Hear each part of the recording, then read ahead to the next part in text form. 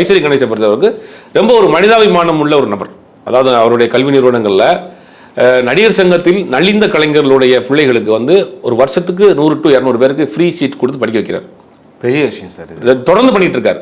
அது மட்டும் இல்லாமல் இப்போ யாராவது இப்போ ஒரு டேரக்டரோட பையன், ஒரு பெரிய ப்ரொடியூசரோட பையன், அவங்க வசதி வாய்ப்பு இல்லாமல் இருக்கிறாங்க, நொடிச்சு போயிட்டாங்க, படம் எடுத்து நஷ்டமாயிட்டாங்க, அந்த மாதிரியான வரக்கூடிய அவங்களுக்கு சில கன்செஷன் சில பேருக்கு ஃப்ரீயாகவும் கொடுக்குறாரு.